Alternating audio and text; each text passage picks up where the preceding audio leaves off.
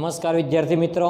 તો હવે આપણે આજે આગળની થિયરી અને આ થિયરી પણ આઈએમપી થિયરી કહી શકાય તેવી થિયરી છે। ઓકે, થિયરીનું ટાઇટલ જુઓ કે બે સમાંતર વિદ્યુત પ્રવાહ ધારિત તાર, બે તાર છે અને બે તાર ખૂબ જ લાંબા તાર છે।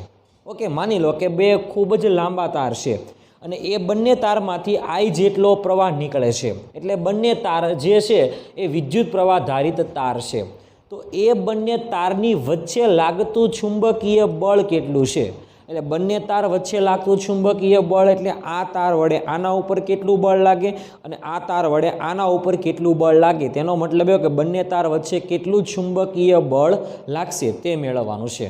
ઓકે, કયું બળ? ચુંબકીય બળ। કારણ કે આપણને ખબર છે, ધ્યાનથી જુઓ કે આ જે તાર છે ને એ તારને કહી દો એ તાર, આ તારને કહી દો તાર સ્મોલ એ અને આને કહી દો તાર કે જેને હું કહી દઉં સ્મોલ બી।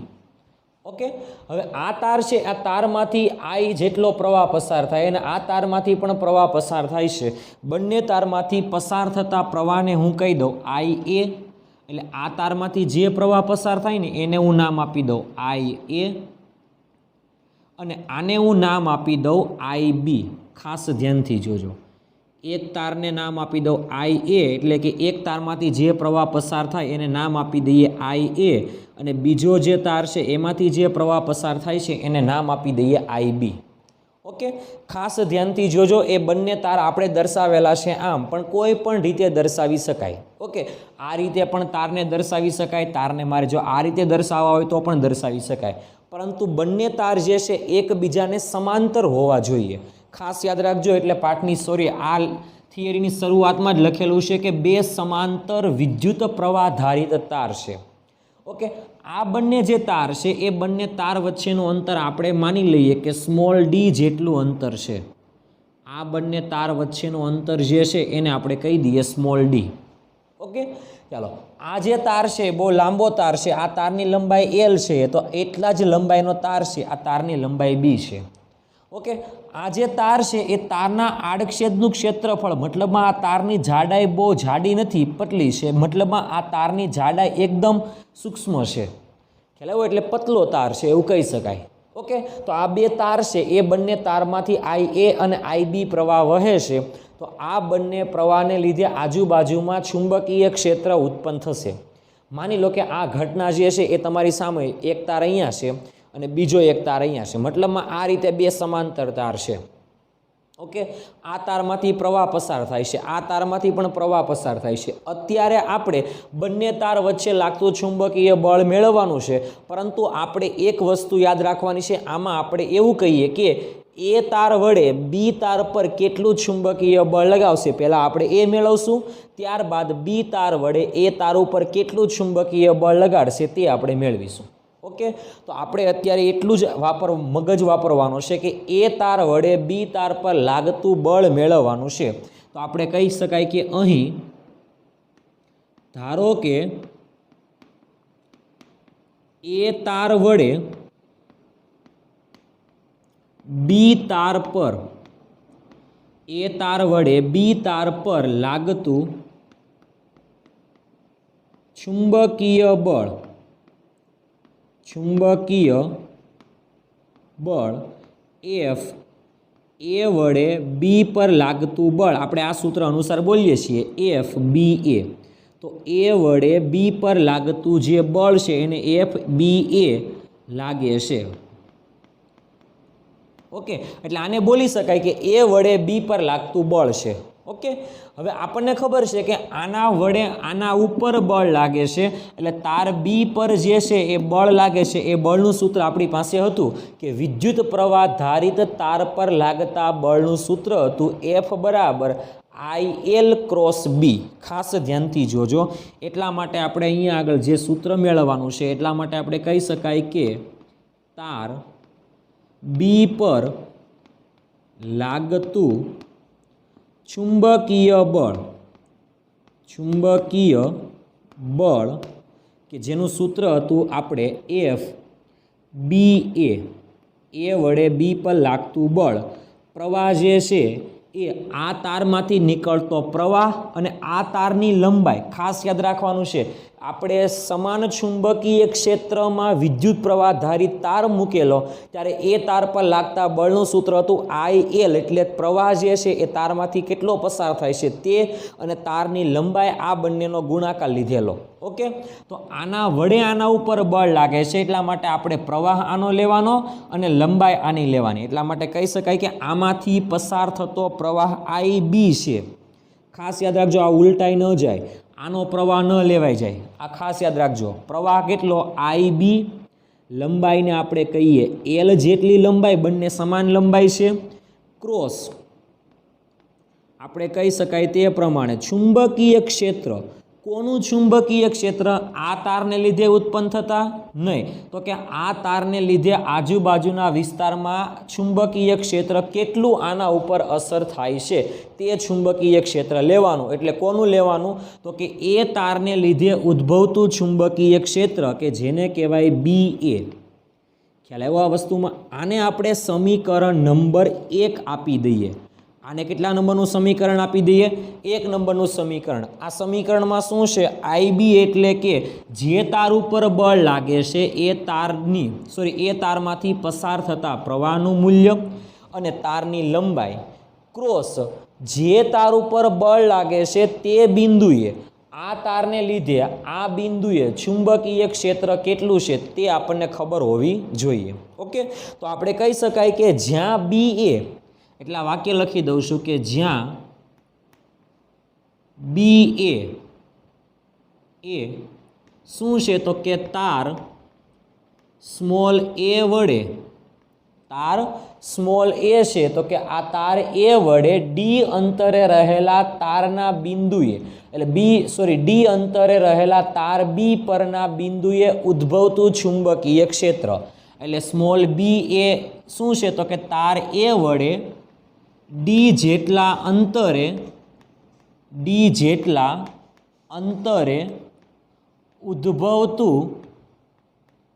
ઉદ્ભવતું ચુંબકીય ક્ષેત્ર છે. કયું ક્ષેત્ર છે? ચુંબકીય ક્ષેત્ર છે. કેટલું છે? તો કે એને આપણે કહી શકાય તે પ્રમાણે BA જેટલું ચુંબકીય ક્ષેત્ર છે. અને એ ખાસ ધ્યાનથી જોજો કઈ દિશામાં છે તે. ઓકે, ચાલો ધ્યાનથી જુઓ કે પ્રવાહ આ દિશામાં. ઓકે, એટલે કે પ્રવાહની દિશામાં અંગૂઠો રાખવાનો, આંગળીઓને બંધ કરો, એટલે આ તારને લીધે આજુબાજુના વિસ્તારમાં વર્તુળાકાર ભાગમાં ચુંબકીય ક્ષેત્ર હશે. અને એ આ બિંદુએ કેટલું હશે? તો કે અંદર તરફ જતું હશે. અને કેટલું હશે? તો કે આપણી પાસે સૂત્ર હતું અનંત લંબાઈના તારથી r જેટલા અંતરે ઉદ્ભવતું ચુંબકીય ક્ષેત્ર μ0I/2πr જેટલું હતું.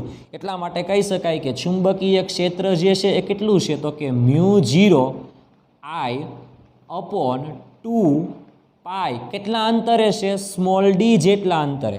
હવે અહીંયા આગળ જે પ્રવાહ છે એ કયો લેવાનો? તો કે આ તારમાંથી પ્રવાહ નીકળે છે તે લેવાનો. એટલે કેટલો પ્રવાહ નીકળે છે? તો કે IA જેટલો પ્રવાહ નીકળે છે. એટલા માટે કહી શકાય કે BA બરાબર કેટલા આવશે? તો કે μ0IA/2π સ્મોલ d જેટલો ચુંબકીય ક્ષેત્ર આ તાર પરના બિંદુએ હશે. ઓકે, કોન્સેપ્ટ બરાબર ધ્યાનથી જોજો. ચાલો, ચુંબકીય ક્ષેત્ર આપણને મળી ગયું. ઓકે, ચુંબકીય ક્ષેત્ર મળી ગયું. આમાં તો આપણે હવે શું કરવાનું છે ખબર છે? આ IL અને B વચ્ચેનો ખૂણો કેટલો છે એ આપણે નક્કી કરવાનો છે. ખાસ ધ્યાનથી જોજો કે આ તારને લીધે અહીંયા આગળના કોઈ પણ બિંદુએ ચુંબકીય ક્ષેત્ર જે છે એ અંદર તરફ જતું હશે. ખાસ ધ્યાન આપજો, ક્યાં જતું હશે? અંદર તરફ જતું હશે. આવા તાર લેવા હોય તો પણ ભલે, નકર બે સમાંતર તાર લઈ લેવાના. ઓકે, તો એક તાર જે છે આ તારને IA કહી દઈએ અને આ તારને IB, એટલે ઉપર તાર A અને નીચે તાર B.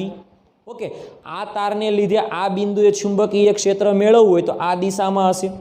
આ તારમાંથી નીકળતો પ્રવાહ આ દિશામાં હશે. એટલા માટે કહી શકાય કે આ તારને લીધે આ તાર પર ચુંબકીય ક્ષેત્ર આ દિશામાં, પ્રવાહ આ દિશામાં. એટલા માટે કહી શકાય કે પ્રવાહ અને ચુંબકીય ક્ષેત્ર બંને કઈ દિશામાં છે? તો કે લંબ તરફની દિશામાં છે. એટલે બંને એકબીજાને લંબ તરફ છે. ધ્યાનથી જોજો, આમાં પણ એ જ થાય છે. આ તારને લીધે આ બિંદુએ ઉદ્ભવતું ચુંબકીય ક્ષેત્ર જો આપણે નક્કી કરવું હોય તો અંદર તરફ હશે અને આમાંથી પ્રવાહ આ દિશામાં જાય છે, એટલે આ બંને વચ્ચેનો ખૂણો કેટલો થઈ ગયો તો કે 90° થાય છે. એટલે આ કોન્સેપ્ટને બરાબર તમારે સમજવાનો છે. ઓકે, એટલે ઉદ્ભવતું બળ કેટલું હશે તો કે ILB જેટલું હશે. કેમ તો કે ખૂણો 90 છે, તો અહીંયા આગળ લખી શકાય કે અહીં ચુંબકીય ક્ષેત્ર અને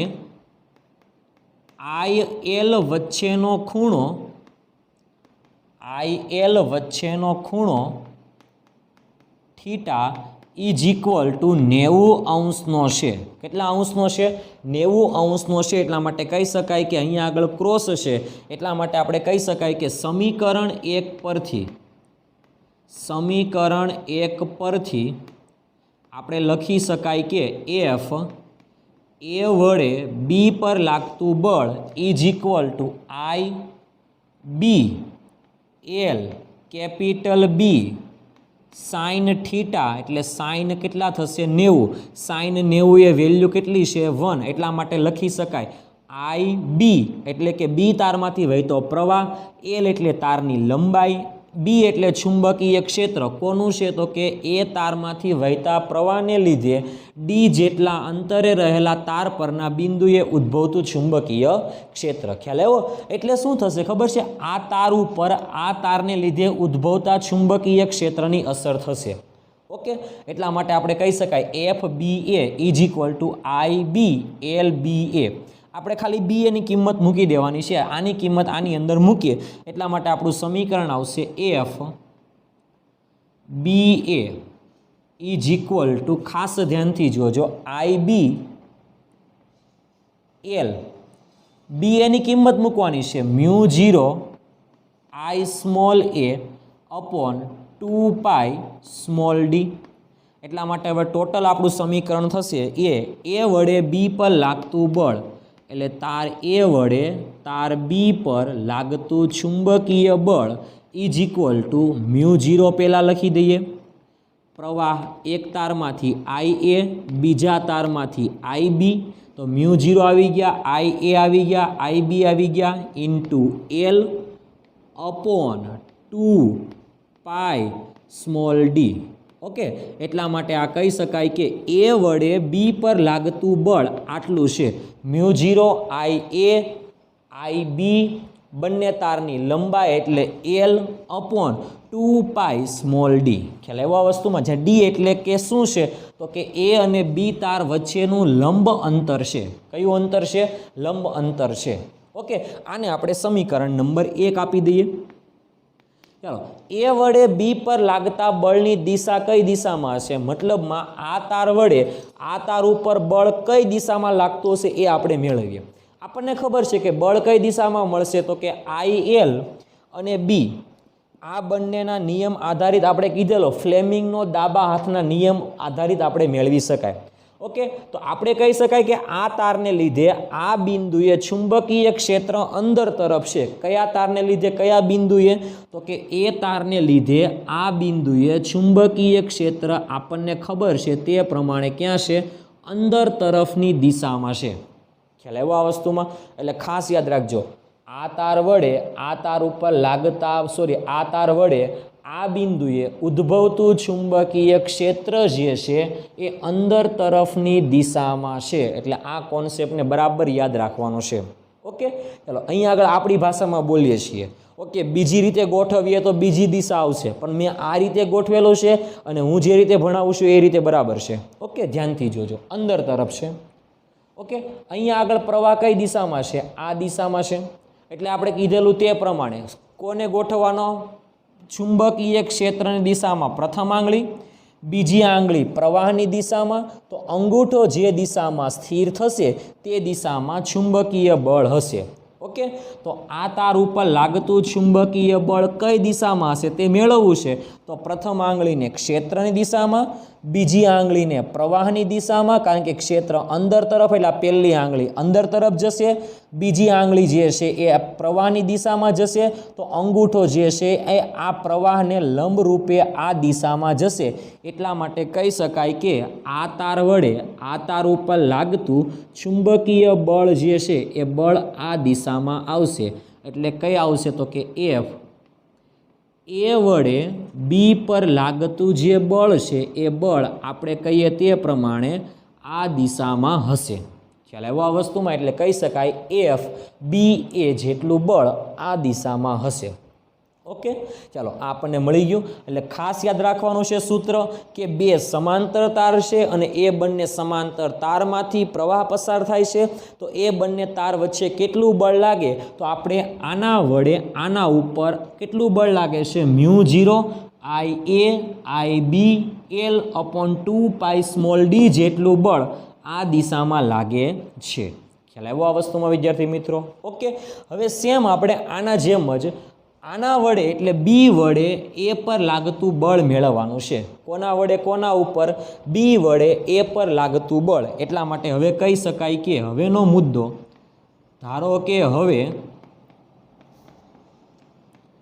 આપણે ધારી લઈએ કે બી વડે એટલે બી તાર વડે સ્મોલ એ તાર પર લાગતું ચુંબકીય બળ, ટૂંકમાં જ લખું છું, ધ્યાનથી જોજો. જે રીતે આ સ્ટેપ હશે સેમ એ રીતે જ અહીંયા લખું છું, પણ ટૂંકમાં લખું છું, આખા સ્ટેપ લખતો નથી. એટલે બરાબર થિયરીને તૈયાર કરવાની છે. ઓકે, તો કોના વડે કોના ઉપર લાગતું બળ છે તો કે બી વડે એ પર લાગતું બળ છે, કારણ કે બી તાર વડે એ તાર પર લાગતું બળ F A B is equal to કોના પર બળ લાગે છે તો કે એ તાર પર બળ લાગે છે, માટે તારની લંબાઈ અને એ તારમાંથી નીકળતો પ્રવાહ હોવો જોઈએ. ઓકે, એટલા માટે લખી શકાય કે આઈ પ્રવાહ કયો આઈ એ, ઓકે, ઇન્ટુ શું આવશે તારની લંબાઈ કે જેને કહીએ આપણે એલ ક્રોસ આ તારને લીધે આ બિંદુએ ઉદ્ભવતું ચુંબકીય ક્ષેત્ર કે જેને આપણે કહીએ બી સ્મોલ બી, એટલે બી તાર વડે ઉદ્ભવતું ચુંબકીય ક્ષેત્ર આપણે આ સૂત્ર અનુસાર આપી શકાય છે. જે રીતે આપણે એ વડે બી પર વાત કરી સેમ એવી જ રીતે બી વડે એ પર વાત કરવાની. ઓકે, તો બી વડે એ પર હોય તો બી વડે ઉદ્ભવતું ચુંબકીય ક્ષેત્ર હોવું જોઈએ.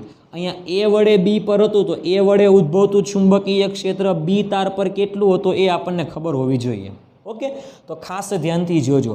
Capital B into small B આ બંને વચ્ચેનો ખૂણો પણ 90 જ થશે. કેમ તો કે ધ્યાનથી જોજો, આ તારમાંથી પ્રવાહ આ દિશામાં, તો આ તારમાંથી નીકળતા પ્રવાહને લીધે આજુબાજુના વિસ્તારમાં વર્તુળાકાર માર્ગે ચુંબકીય ક્ષેત્ર હશે અને આ તારને લીધે આ બિંદુએ ચુંબકીય ક્ષેત્ર બહાર તરફ હશે. ધ્યાનથી જુઓ, કારણ કે આ બિંદુએ આંગળી આપણી ક્યાં આવે છે તો કે બહાર આવે છે. આ તારમાંથી પ્રવાહ આ દિશામાં, ચુંબકીય ક્ષેત્ર આ બિંદુએ બહાર તરફ આવે છે.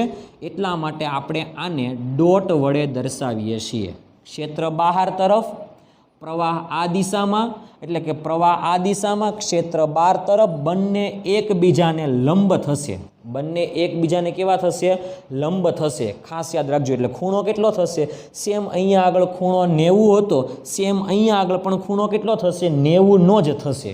ઓકે, એટલે ખૂણો 90 એટલે I A L B B into sine theta થશે. સાઇન 90 એ વેલ્યુ 1 થશે. એટલા માટે આનું મૂલ્ય લખવું હોય આપણે તો આવી રીતે લખી શકાય એફ એ બી, એટલે બી વડે એ પર લાગતું બળ કેટલું છે તો કે I small a L into B small b જેટલું ચુંબકીય ક્ષેત્ર હશે. ઓકે, તો ખાસ ધ્યાનથી જોજો. તો હવે આપણે શું કરવાનું છે તો કે બી તારમાંથી વહેતા પ્રવાહને લીધે ડી બિંદુએ ઉદ્ભવતું ચુંબકીય ક્ષેત્ર, આ બી સ્મોલ બીનો મતલબ શું થાય તો ખબર પડી ગઈ ને કે બી તારમાંથી વહેતા પ્રવાહને લીધે સ્મોલ ડી જેટલા અંતરે તાર એ પરના બિંદુએ ઉદ્ભવતું ચુંબકીય ક્ષેત્ર બી સ્મોલ બી જેટલું છે. ઓકે, કેટલું હશે તો કે મ્યુ 0, આ બંને તાર લાંબા છે તો લાંબા તારને લીધે ડી અંતરે ઉદ્ભવતું ચુંબકીય ક્ષેત્ર આટલું જ છે. ખ્યાલ આવ્યો આ વસ્તુમાં? BA બોલો કે BB બોલો, બંને એક સરખા જ છે. એટલા માટે હવે આપણે ડાયરેક્ટ કિંમત લખી દઈએ છીએ. ખાસ ધ્યાનથી જોજો. AF AB is equal to I small a L B into small b, sorry B તાર વડે ઉદ્ભવતું ચુંબકીય ક્ષેત્ર કેટલું છે? તો કે μ0 I અપોન 2 પાઈ, અંતર કેટલું? Small d. પરંતુ બી તારમાંથી વહેતો પ્રવાહ કેટલો છે? તો કે સ્મોલ b જેટલો છે. ઓકે, હવે ખાસ ધ્યાનથી જોજો. AF AB is equal two, ક્રમમાં ગોઠવી દો. પહેલાં μ0 લખી દઉં, IA કારણ કે ગુણાકારમાં ક્રમનો નિયમ, IB L અપોન 2 પાઈ સ્મોલ d જેટલું અંતર થશે. ખ્યાલ આવ્યો? આને આપણે સમીકરણ નંબર 2 આપી દઈએ. ઓકે, એટલે કહી શકાય કે બી વડે એ પર લાગતું બળ જે છે એ બળ આપણને આટલું મળશે. ઓકે, તો આનો મતલબ તમે ધ્યાનથી જુઓ સમીકરણ 1 અને સમીકરણ 2 પરથી. એ તાર વડે બી પર લાગતું બળ μ0 IA IB L અપોન 2 પાઈ સ્મોલ d છે, તો એટલું જ બળ બી તાર વડે એ તાર પર લાગે છે μ0 IA IB L અપોન 2 પાઈ સ્મોલ d. એટલે કહી શકાય એ વડે બી પર જેટલું બળ લાગે એટલું જ બળ બી વડે એ પર લાગે છે. ઓકે, એટલે બંને બળો કેવા છે? સમાન મૂલ્યના છે. હવે આપણે દિશાની વાત કરીએ કે બી તાર વડે એ તાર ઉપર કેટલું બળ લાગે છે, એ તો આપણે વાત થઈ ગઈ, પરંતુ હવે આપણે કઈ દિશામાં બળ લાગે છે એના વિશેની વાત કરવાની છે. તો આપણે કીધેલું તે પ્રમાણે ફ્લેમિંગના ડાબા હાથના નિયમનો ઉપયોગ કરવો પડશે. ઓકે, ફ્લેમિંગના ડાબા હાથના નિયમમાં કીધેલું તે પ્રમાણે હમણાં જ આપણે થિયરી આવી ગઈ છે. પહેલી આંગળી ક્ષેત્રની દિશા, બીજી આંગળી પ્રવાહની દિશા, અને અંગૂઠો જે દિશામાં સ્થિર થાય તે દિશામાં ચુંબકીય ક્ષેત્ર હશે, સોરી તે દિશામાં ચુંબકીય બળ હશે. ઓકે, તો ધ્યાનથી જુઓ, આપણે હમણાં જ કીધેલું છે કે આમાંથી પ્રવાહ આ દિશામાં, ક્ષેત્ર બહારની દિશામાં, અંગૂઠો જે દિશામાં સ્થિર થાય તે દિશામાં બળ લાગશે. ઓકે, તો ધ્યાનથી આપણે આંગળીઓને ગોઠવીએ છીએ. પહેલી આંગળી ક્ષેત્રની દિશામાં એટલે ક્ષેત્ર બહાર તરફ છે, બીજી આંગળી પ્રવાહની દિશામાં એટલે ક્ષેત્ર બહાર તરફ છે એટલે આ દિશામાં બહાર તરફ આવી ગયું, પ્રવાહ ઉપર તરફ છે એટલે આ દિશામાં પ્રવાહ આવી ગયો. એટલે અંગૂઠો તમે ધ્યાનથી જુઓ, આ રીતે આંગળીના રાખવાની છે અને પછી મૂકવાની છે ધ્યાનથી. ઓકે, પ્રવાહ બહાર તરફ, સોરી ક્ષેત્ર બહાર તરફ, પ્રવાહ આ દિશામાં, તો અંગૂઠો તમે ધ્યાનથી જુઓ ઓટોમેટિક ક્યાં આવી જશે? નીચે તરફ આવી જશે. ખ્યાલ આવે છે આ વસ્તુમાં? ઓકે, એટલા માટે કહી શકાય કે આ તાર ઉપર લાગતું બળ કઈ દિશામાં હશે? તો કે આ દિશામાં હશે. એટલા માટે જો આપણે લખવું હોય તો આ રીતે લખી શકાય, આ દિશામાં છે એટલા માટે આપણે કહી શકાય કે આ દિશામાં બળ. કોના વડે કોના ઉપર લાગતું બળ? તો કે F બી વડે એ પર લાગતું બળ, બી વડે એ તાર પર લાગતું બળ FAB આ દિશામાં છે. ખ્યાલ આવ્યો આ વસ્તુમાં? ઓકે, એટલે આ બંને તાર ઉપર લાગતા બળોની આપણે વાત કરી ગયા. ઓકે, આ બંને બળો કેવા છે? ધ્યાનથી જુઓ, સમાન મૂલ્યના છે. ઓકે, એટલા માટે કહેવામાં આવે કે બંને તારમાંથી પ્રવાહ પસાર થાય છે. આ તાર વડે આના ઉપર જેટલું બળ લાગશે એટલું જ બળ આ તાર વડે આના ઉપર લાગશે. ખ્યાલ આવ્યો આ વસ્તુમાં? એટલે બરાબર ધ્યાન આપવાનું છે કે બે તાર સમાંતર છે અને બંને તારમાંથી પ્રવાહ પસાર થાય છે, ત્યારે આ તાર વડે આ તાર ઉપર જેટલું બળ લાગશે એટલું જ બળ આ તાર વડે આ તાર ઉપર લાગશે.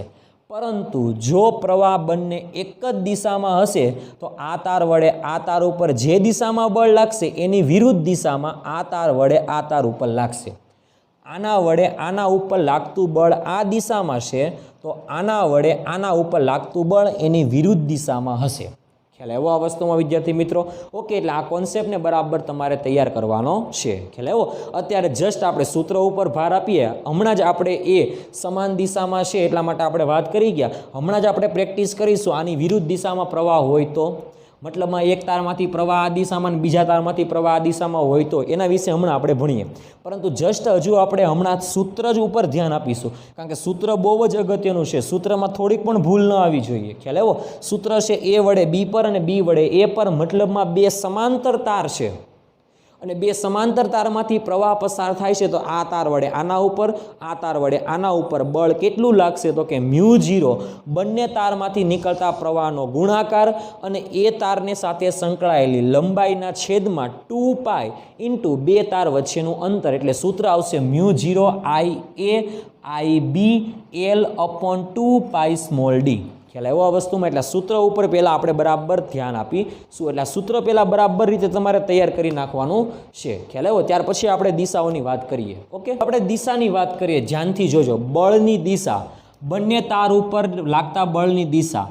જો બંને તારમાંથી પ્રવાહ એક જ દિશામાં હોય તો તમને આકૃતિ ઉપરથી ધ્યાનમાં આવી જશે કે બંને તારમાંથી પ્રવાહ એક જ દિશામાં હોય તો એ બંને વચ્ચે લાગતું બળ જે છે એ આકર્ષી પ્રકારનું હશે. ખાસ યાદ રાખવાનું છે, કારણ કે આપણે દાખલાઓમાં ખાસ જરૂર પડશે અને આપણે જે MCQ ગણવાના છે JEE નીટના તેમાં પણ ખાસ જરૂર પડશે. ઓકે, એટલે બરાબર થિયરિટિકલ MCQ આવે તેમાં પણ જરૂર પડશે. ઓકે, તો પહેલો આપણે ખાસ મુદ્દાઓમાં પહેલો મુદ્દો લખી શકાય કે જો અહીં બંને તારમાંથી સમાન દિશામાં, કઈ દિશામાં? સમાન દિશામાં પ્રવાહ વહેતો હોય, તો તેમની વચ્ચે જે બળ લાગે છે, વચ્ચે એટલે આના ઉપર આના વડે, આના વડે આના ઉપર અથવા આના વડે આના ઉપર, એ વડે બી પર અથવા બી વડે એ પર. ઓકે, એવું બોલી શકાય. તો બંને તારમાંથી સમાન દિશામાં પ્રવાહ વહેતો હોય તો આપણે કહી શકાય કે બંને તાર વચ્ચે, બંને તારની વચ્ચે આકર્ષી પ્રકારનું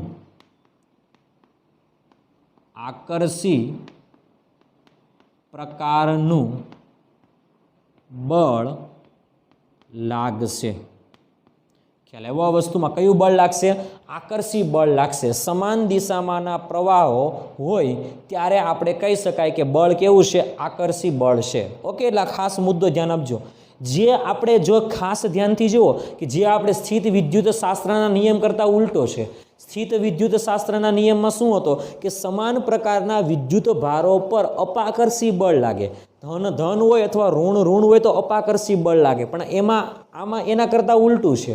જુઓ કે સમાન દિશામાંના પ્રવાહ માટે બળ આકર્ષી લાગે, ત્યાં ઉલટાનું હતું, અપાકર્ષી હતું.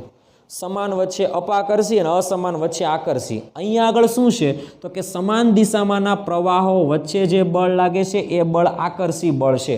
એટલે સ્થિત વિદ્યુત શાસ્ત્રનો જે કુલમનો નિયમ હતો એ કુલમના નિયમ કરતાં અહીંયા આગળ ઉલટો નિયમ છે. એટલે ખાસ યાદ રાખજો કે સમાન પ્રવાહ માટે બળ આકર્ષી છે. તો ટૂંકમાં લખી દો કે સમાન પ્રવાહ માટે, એટલે સમાન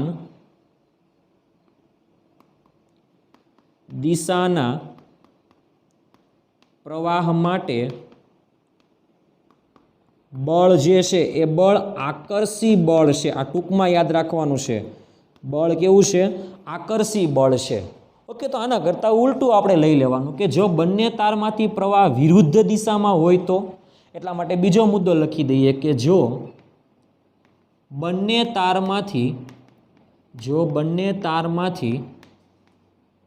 વહેતો પ્રવાહ વિરુદ્ધ દિશામાં હોય તો, વિરુદ્ધ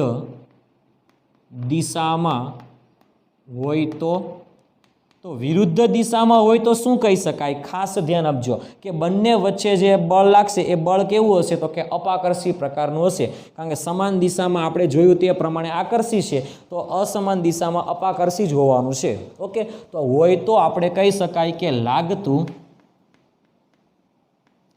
ચુંબકીય બળ વિરુદ્ધ દિશામાં. એનો મતલબ એવો કે ચુંબકીય બળ જે છે ને એ આપણે કહી શકાય તે પ્રમાણે અપાકર્ષી પ્રકારનું થશે. કેવું થશે? અપાકર્ષી. એટલા માટે એવું નહીં લખીએ, આપણે આવું લખીએ, અપાકર્ષી બળ લાગશે. અહીંયા આગળ કીધેલું તે પ્રકારે આકર્ષી પ્રકારનું હશે, અહીંયા આગળ અપાકર્ષી પ્રકારનું હશે. ખ્યાલ આવ્યો આ વસ્તુમાં? એટલે ખાસ ધ્યાન આપજો. બાકી બંને બળ તો વિરુદ્ધ દિશામાં છે, આ બળ આ દિશામાં, આ બળ આ દિશામાં, પરંતુ આ આકર્ષી બળ છે. ખ્યાલ આવ્યો? ન્યૂટનની ગતિના નિયમ પ્રમાણે સમાન મૂલ્યના પરસ્પર વિરુદ્ધ દિશામાં બળ લાગે છે. ઓકે, તો અહીંયા આગળ સેમ એ જ છે, સમાન મૂલ્યના પરસ્પર વિરુદ્ધ દિશામાં બળ લાગે છે. ઓકે, પરંતુ આ આકર્ષી બળ લાગે છે અને અસમાન દિશામાં પ્રવાહ હોય તો અપાકર્ષી બળ લાગશે. ખ્યાલ આવ્યો આ વસ્તુમાં? ઓકે, એટલા માટે આપણે લખી શકાય કે અસમાન દિશામાં, અથવા એને કહેવામાં આવે વિરુદ્ધ દિશામાં, આવું લખી દઈએ, વિરુદ્ધ દિશામાંના, એટલે વિરુદ્ધ દિશાના પ્રવાહ માટે બળ જે છે એ બળ અપાકર્ષી પ્રકારનું બળ હશે. કેવું બળ હશે? અપાકર્ષી પ્રકારનું બળ હશે. એટલે ખાસ યાદ રાખવાનું, સમાન દિશામાં બળ આકર્ષી અને વિરુદ્ધ દિશામાં બળ કેવું હશે? અપાકર્ષી હશે. આ ખાસ મુદ્દાને યાદ રાખવાનો છે. ખ્યાલ આવ્યો આ વસ્તુમાં? એટલે બરાબર થિયરીને તૈયાર કરવાની છે આઈડિયા. દિશાઓમાં ખાસ, કારણ કે આપણે હમણાં જરૂર પડશે ત્યારે. ખ્યાલ આવ્યો? દાખલાઓમાં પણ જરૂર પડશે, આની પછીની જેટલી પણ થિયરી આવશે એમાં પણ જરૂર પડશે. ખ્યાલ આવ્યો આ વસ્તુમાં? એટલે ખાસ યાદ રાખવાનું કે જ્યારે બંને તારમાંથી પ્રવાહ પસાર થાય છે ત્યારે બંને તાર વચ્ચે લાગતું ચુંબકીય બળ જે છે, જો બંને તારમાંથી પ્રવાહ એક જ દિશામાં હોય તો આકર્ષી પ્રકારનું, અને જો બંને તારમાંથી પ્રવાહ વિરુદ્ધ દિશામાં હોય તો અપાકર્ષી પ્રકારનું છે. કુલમ્બના નિયમ કરતાં વિરુદ્ધ છે. અસમાન વચ્ચે આકર્ષી બળ લાગતું હતું ત્યાં, પરંતુ અહીંયા આગળ વિરુદ્ધ દિશા જે છે એ વિરુદ્ધ દિશામાં અપાકર્ષી બળ લાગે છે. ત્યાં સમાન ધ્રુવો વચ્ચે અપાકર્ષી હતું, અહીંયા આગળ વિરુદ્ધ દિશામાં પ્રવાહ વહે ત્યારે અપાકર્ષી બળ છે.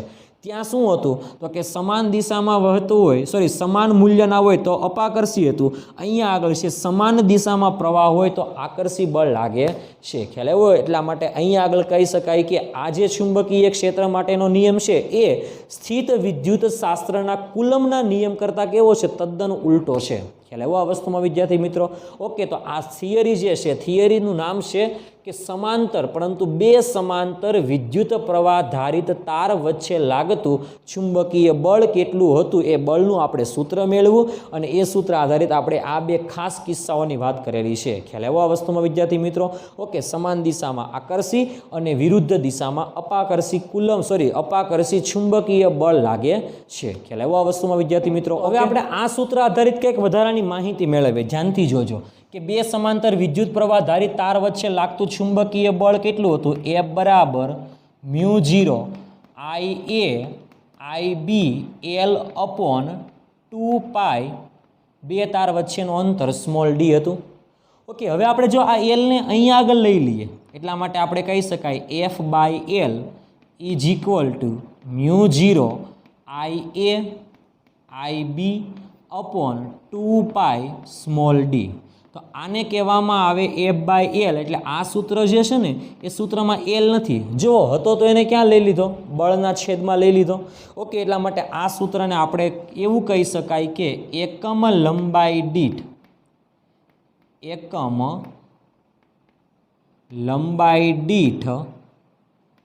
લાગતું ચુંબકીય બળ કે જેને કહી શકાય F/L. ખ્યાલ આવ્યો આ વસ્તુમાં વિદ્યાર્થી મિત્રો? ઓકે, તો આને કહેવામાં આવે એકમ લંબાઈ દીઠ લાગતું ચુંબકીય બળ. ઓકે, હવે આ જે સમીકરણ છે ને એ સમીકરણમાં હું તમને μ0 ની વેલ્યુ આપણને ખબર છે, શૂન્ય અવકાશની પરમિએબિલિટી. તો μ0 જે છે એની વેલ્યુ આપણને ખબર છે 4π × 10⁻⁷ ટેસ્લા મીટર પર એમ્પિયર. ઓકે, આટલી વેલ્યુ છે. ઓકે, ચાલો IA અને IB એટલે એ તારમાંથી વહેતો પ્રવાહ કે જેને IA કહેવાય, બી તારમાંથી વહેતો પ્રવાહ કે જેને IB કહેવાય. તો આ બંને તારમાંથી વહેતો પ્રવાહ હું તમને આપી દઉં 1 એમ્પિયરનો. કેટલા એમ્પિયર? 1 એમ્પિયર. ઓકે, ચાલો સ્મોલ d બે તાર વચ્ચેનું અંતર હું તમને આપી દઉં 1 મીટર. ઓકે, તો એકમ લંબાઈ દીઠ લાગતું બળ એટલે લંબાઈ 1 મીટર હોય ત્યારે લાગતું બળ કેટલું છે? તો આપણે આ સૂત્ર આધારિત જો કિંમત મૂકવી હોય તો આવી રીતે મૂકી શકાય. ખાસ ધ્યાનથી જોજો. F બરાબર μ0 ની value 4π × 10⁻⁷ Ia 1 IB 1 / 2π small d પણ કેટલા છે 1, પાઈ પાઈ કેન્સલ, 2 2 કેન્સલ, તો જવાબ આવશે એફ બરાબર 2 × 10⁻⁷ ન્યૂટન. પરંતુ એકમ લંબાઈ દીઠ જે બળ છે એનો એકમ આપણે કહી શકાય કે ન્યૂટન પર મીટર. ખ્યાલ આવ્યો? જો આપણે કહી શકાય કે તારની લંબાઈ 1 મીટર હોય તો 1 મીટર લંબાઈમાં 1 મીટર લંબાઈના તારમાંથી જો 1 એમ્પિયરનો પ્રવાહ પસાર કરીએ તો એ બંને તાર વચ્ચેનું અંતર આપણે 1 મીટર રાખીએ તો એ બંને તાર ઉપર લાગતું બળ કેટલું છે? તો કે 2 × 10⁻⁷ ન્યૂટન જેટલું છે. ખ્યાલ આવ્યો આ વસ્તુમાં? અથવા આપણે આને આવું પણ બોલી શકાય, એકમ લંબાઈ દીઠ લાગતું બળ 2 × 10⁻⁷ ન્યૂટન જેટલું છે.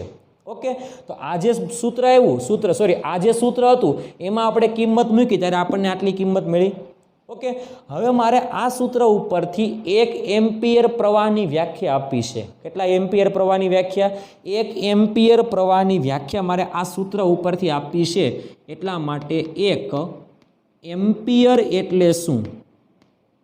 આ ખાસ યાદ રાખજો. કેટલા એમ્પિયર?